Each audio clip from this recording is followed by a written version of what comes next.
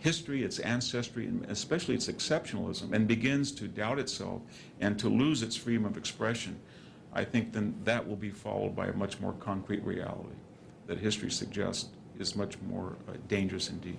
Thank you very much. I'd be happy to answer questions.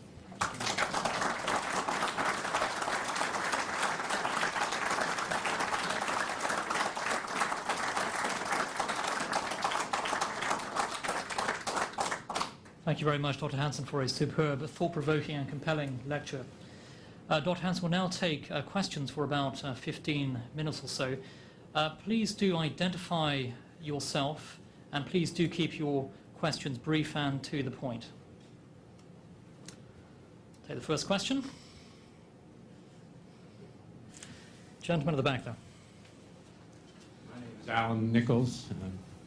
You mentioned those three ideologies, but we're conservatives, I am. Why are those voices not as strong as they might be to counter the ideologies that you outlined? Yes. Well, in the very superficial sense, we understand that there's, I guess what I would suggest is that, let me speak now as if I were on the left, they would say something to the following, that you are influential in the sense that the muscles of the United States, the corporation, the workplace, the government, the religion is all conservative, at least. But we in the left, I'm not a member of the left, but I've heard this argument from members of my own family for years. We on the left only have certain avenues of expression. These happen to be intellectual, they happen to be journalistic, so we have journalism, we have the foundations, we have the university to try to counter this. And this is very prevalent in the university, where the university has come up with this doctrine since the 1960s that it openly does not have to be balanced. We don't have to have a balance in graduation speakers. We don't have to have a balance in Senate votes. And indeed, an academic Senate vote is analogous to Saddam Hussein's plebiscites, 99 to 1. And why don't we have to? They even have an architecture of exegesis. They say that we don't because we only have students for 4 years. And then they're going to go out in the wider world and be subject to the coercion of the family, of the religion, of the government. So we have to sort of indoctrinate them and prepare them. I think that's pretty much where we are, that we in the conservative community, we feel that a lot of our talent does not go into the same types of fields. We don't have people as interested in journalism, in foundations, in the university, because they tend to be drawn off more in government or more in business. And I think you can see that in antiquity a great deal, is that in antiquity, if you were a person who was suspicious of radical egalitarianism in Athens, then you might be a Plato, or you might be a Socrates, or you might be a Xenophon, but you were not going into an Athenian hedge fund.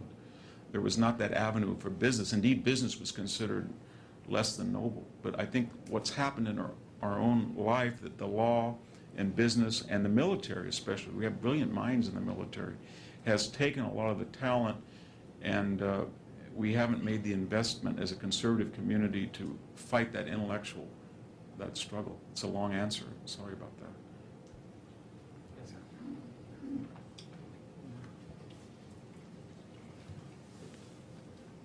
I'm Roger Pilon with the Cato Institute. Dr. Hanson, in your discussion of security and liberty and the contrast between the two, you didn't say a great deal about where this struggle is playing itself out in recent years, namely in the legislatures and in the courts. Yes. And this is coming, especially in the last 30 years, to be a very burning issue. The struggle by the lawyers and the law professors in particular, in the name of liberty, to impose a judicialization of warfare, if I may, is something that concerns many of us. And I wonder if you would say a few words about that. Well, that's a very good question.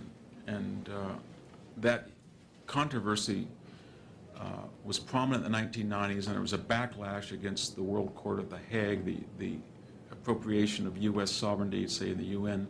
And I think the problems in Iraq have now reignited that danger. In other words, the utopian mind, the multicultural mind, the morally equivalent mind suggests that either given the nature of the United States or its history, that it needs to be watched and it needs to be subject to international law.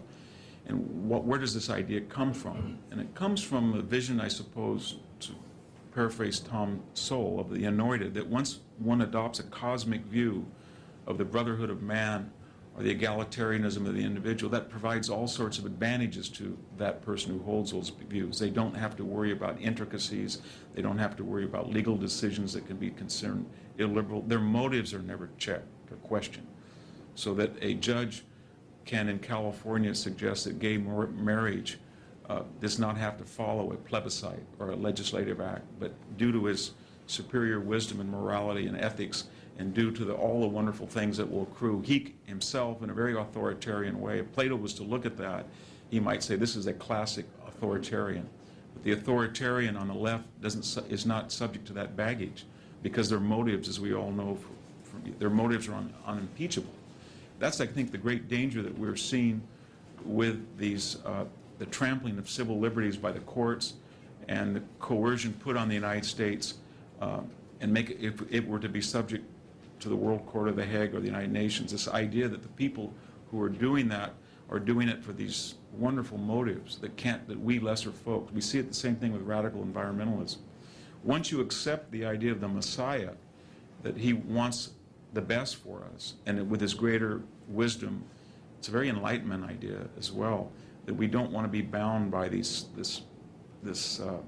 sub-civilized wrangling, these people who are captive of parochial notions of guns or property, because we have a much better intent and a much better vision for all of us. And I think that's always the danger of the utopian. And we go on, that's why I'm very worried that, as I said, I think we're losing the Enlightenment as we speak.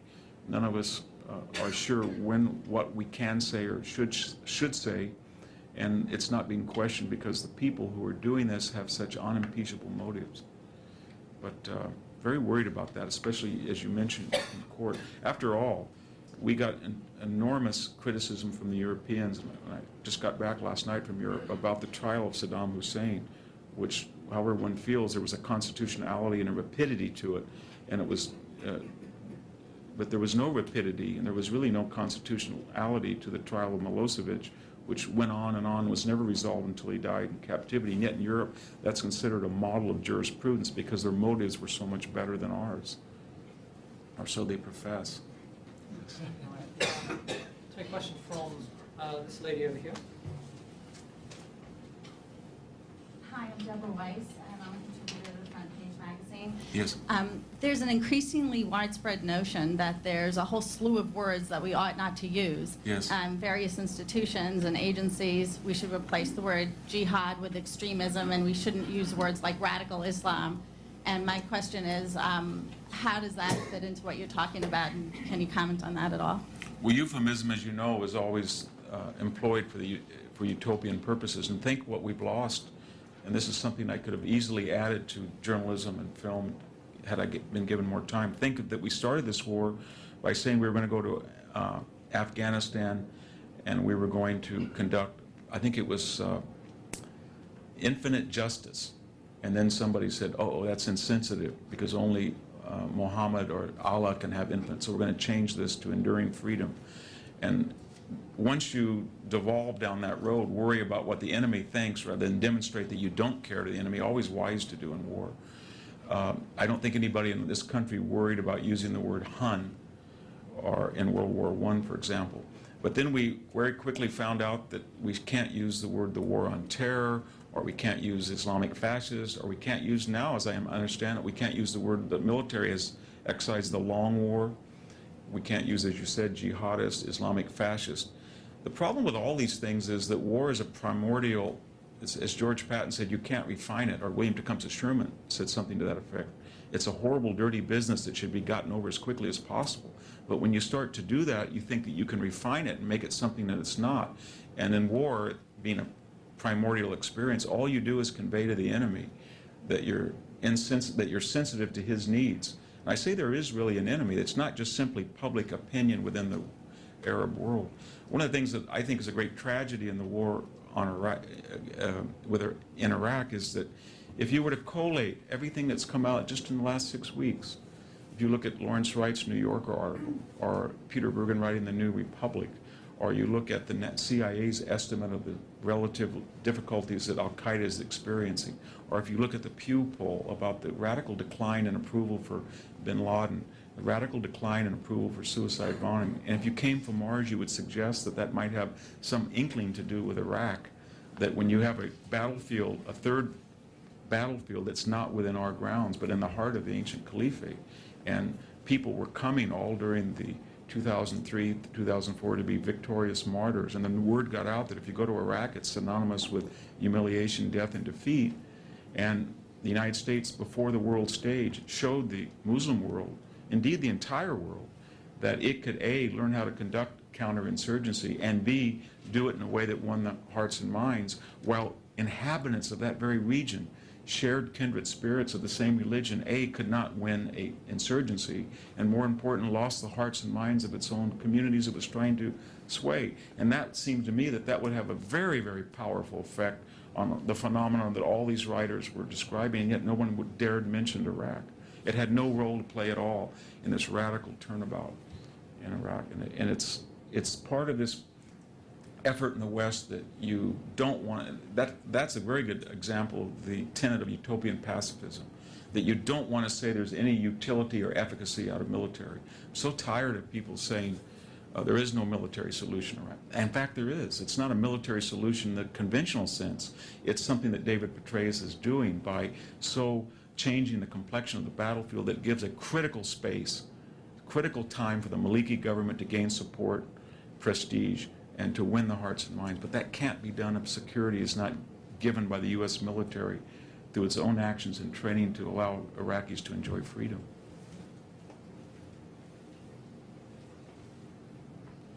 A question actually in the back over there. Yes. Hi, Mike Hillier with the Charles G. Koch Foundation. My question to you is, how do you think the founding fathers would view the way the balance between security and liberty we have today after 9/11? Would they think that we've gone too far in the direction of security and away from liberty? For instance, Ben Franklin's quote about, if you trade liberty for security, you end up with neither. Just wondering what your thoughts are on that. Yes. Well, I don't know what they would say about the Civil War. I think they would have been very worried about the protocols that the Lincoln administration adopted, and especially those by Andrew Johnson. I think they would have been shocked at some of the things that Woodrow Wilson did, arresting Eugene Debs and pretty much putting him in incommunicado, or statutes against the teaching of German. I think they would have been shocked, perhaps, by what we did in World War II, especially with the internment, and especially with military tribunals, may have been shocked. But I'm not sure that there was anything that we've done since 9/11 that they would be at all surprised about. I keep hearing that the Constitution is shredded, but when one is pressed to find absolute proof of that, or even meager proof of that, it's very hard for the individual. Now, you can make the argument, well, I'm being tapped and I don't know it, and at some future date that will be used against me. But so far, if we talk about the traditional freedoms, the freedom to worship, the freedom to express ourselves openly, the freedom to do almost anything, I think you can see there's almost no worry. I can't think of any time in American history. Remember what the Wilson administration did in World War I? They passed a statute that said it was a felony for anybody to criticize a government official in a time of war that could have a bad effect on the effort. I can't think today, so far have we come, that if you were to say to Woodrow Wilson, we're going to fight a war essentially a century after you're gone, and in the middle of that war, authors are going to write novels about killing the president, filmmakers are going to make movies about killing the president, and nobody cares. I think he might say, well, this is very dangerous. I'm not suggesting when I cited those examples that we need more coercion or we need to chastise Gabriel Strange, the filmmaker, or Jonathan Shea. I think that's wonderful that they have that freedom of expression. But I think to suggest at the same time that they're voices of the oppressed or the coerced is absolutely lunatic. Not at all. I can't think of a society in history where major intellectuals and journalists, even in a caricatured way, advocated hating or killing the president without absolutely no social disdain. There wasn't a statute, which there shouldn't have been, but there was not a lot of criticism of them. Alfred Knopf is probably the most prestigious publisher in New York. They felt perfectly fine with publishing Checkpoint.